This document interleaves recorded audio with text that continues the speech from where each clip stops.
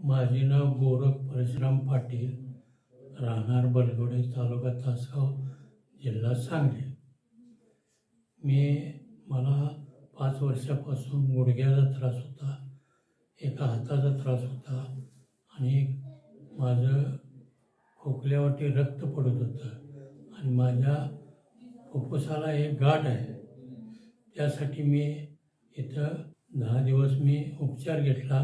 10 दिवसामध्ये माझा गुडघ्याचा प्रॉब्लेम संपला, हाताचा संपला, जे रक्त पडत होतं, खोकला वगैरे थांबला आणि मी परत पुन्हा 5 दिवस येणार आहे. तोही त्रास कमी होईल. माझ्या अंदाजानं हे अतिशय चांगल्या पद्धतीचा आश्रममध्ये मला उपचार करून मिळत आहे.